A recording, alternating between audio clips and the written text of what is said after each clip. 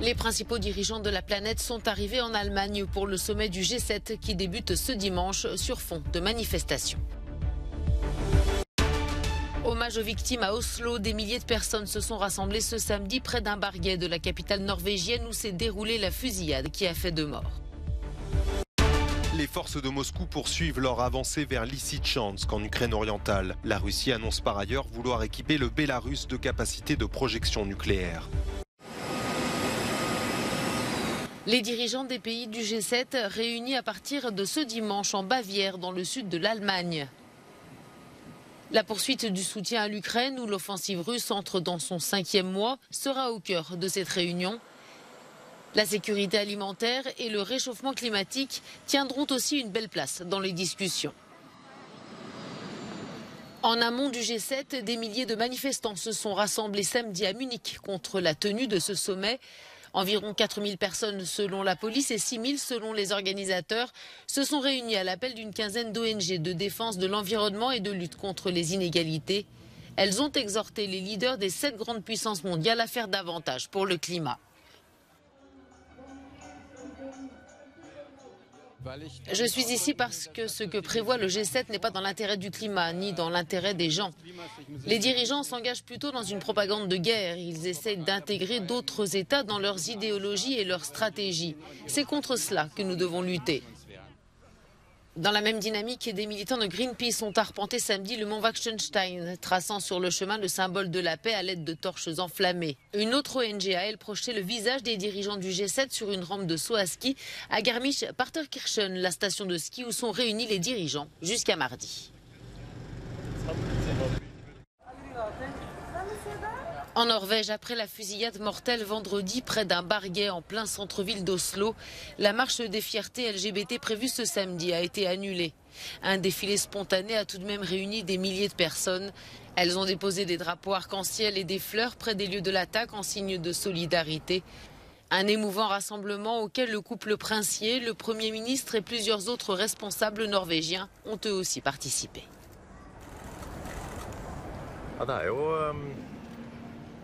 Il est important que nous défendions ce que nous sommes. Le fait que la Norvège est un pays où il est permis d'aimer qui l'on veut et d'être avec qui l'on veut. Cela devrait être inaliénable, mais ce n'est pas le cas. Nous l'avons vu de nos propres yeux. Il est donc important que nous défendions les droits et les valeurs. La police n'a cependant toujours pas défini si les milieux homosexuels étaient visés par cette fusillade qui a fait 2 morts. Les autorités norvégiennes faisant valoir que la situation était encore confuse. L'auteur de la fusillade a cependant été arrêté. Il s'agit d'un Norvégien d'origine iranienne déjà connu des services de police pour des faits mineurs. Les forces russes et pro-russes sont entrées à Lysychansk où des combats de rue ont lieu selon les séparatistes. Elle se déploie depuis la ville jumelle de Severodonetsk, cité industrielle en ruine entièrement contrôlée par les troupes d'occupation. Un verrou stratégique pour le contrôle de la région de Louhansk, territoire voisin du Donbass dans l'est ukrainien. Clé de leur avancée, les coups de boutoir de l'artillerie et les bombardements aériens intenses et continus depuis des jours sur les forces ukrainiennes, contraintes à la retraite. Des dizaines de missiles russes se sont aussi abattus sur des sites militaires dans l'ouest et le nord de l'Ukraine. Dans son offensive, Moscou peut s'appuyer sur son allié bélarus, d'où, selon un responsable local, des roquettes ont été tirées ce samedi vers la région frontalière de Tcherniv, au nord-est de Kiev. Au cours des prochains mois, nous implanterons au Bélarus le système de missiles tactiques Iskander-M, capable de lancer des missiles balistiques et de croisière, comportant des charges conventionnelles comme nucléaires. Un pas de plus dans l'engagement de Minsk aux côtés de Moscou qui ne peut qu'exacerber encore davantage les tensions entre leur pays et l'Occident. La Biélorussie, pays frontalier de plusieurs membres de l'OTAN, a pour sa part annoncé vouloir moderniser son aviation pour la rendre capable de transporter des charges nucléaires. Dans les allées de Petrivka, le célèbre marché aux livres de Kiev, la loi récemment votée au Parlement qui impose de sévères restrictions sur les livres russes écrits après 1991 et la dissolution de l'URSS divise chez les libraires et amoureux de la littérature. Cette loi est tout bonnement inapplicable.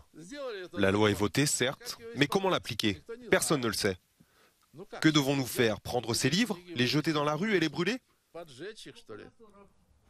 Après 3 décennies de décommunisation, il s'agit pour l'Ukraine de s'émanciper un peu plus de l'emprise russe via la culture.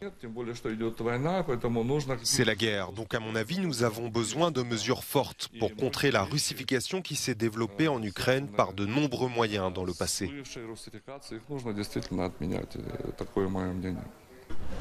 Les ouvrages publiés en langue originale russe et considérés comme non hostiles à l'Ukraine resteront autorisés.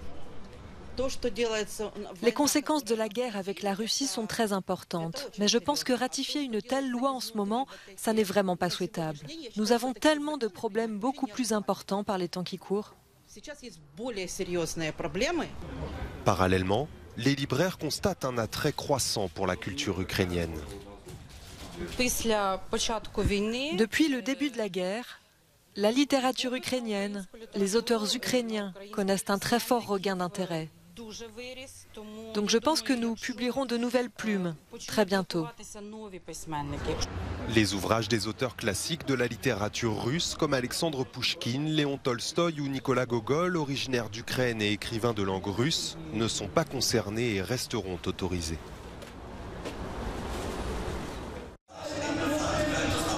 Quelques milliers de personnes ont protesté ce samedi contre la tenue du G7 à Munich. Le sommet réunit les 7 puissances économiques mondiales en Bavière. Une quinzaine d'ONG, dont Greenpeace ou Attac, organisaient la protestation. Dans une vidéo, le chancelier a abordé les questions sociales et environnementales. La guerre brutale de la Russie contre l'Ukraine a aussi des conséquences ici. Beaucoup de choses que nous achetons deviennent plus chères, en particulier l'énergie.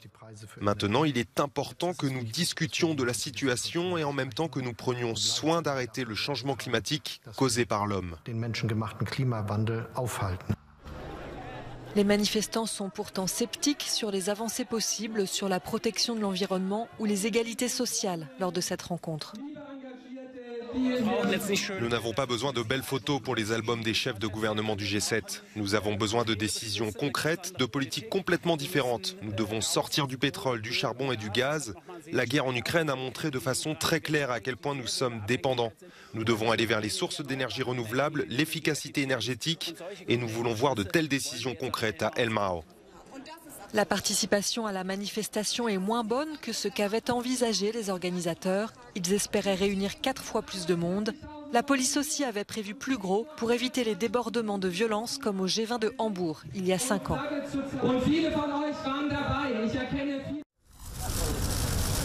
Le chef de la diplomatie européenne est arrivé à Téhéran, la capitale iranienne. Josep Borrell rencontre samedi le ministre des Affaires étrangères, Hossein Amir Abdollahian. Leur discussion concerne l'application totale de l'accord de 2015 sur le nucléaire iranien. Un accord qui prévoit la limitation du programme nucléaire, mais dénoncé en 2018 par l'ancien président américain Donald Trump. La diplomatie est le seul moyen pour un retour à la pleine mise en œuvre de l'accord et pour surmonter les tensions actuelles, a écrit Josep Borrell sur Twitter. Les négociations sont au point mort.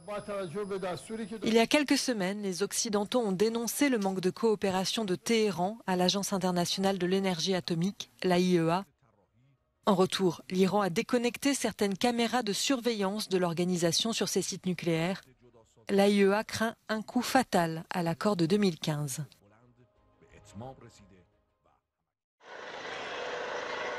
Environ 2000 migrants ont tenté ce vendredi de prendre d'assaut la frontière séparant l'enclave espagnole de Melilla du Maroc.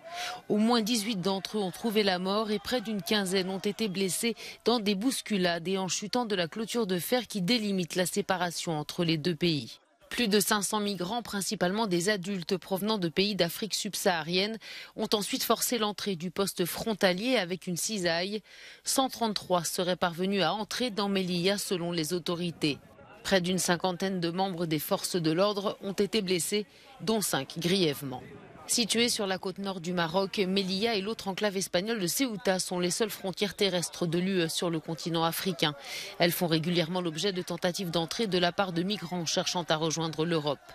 Celle massive de vendredi est la première depuis la normalisation mi-mars des relations entre Madrid et Rabat, après une brouille diplomatique de près d'1 an.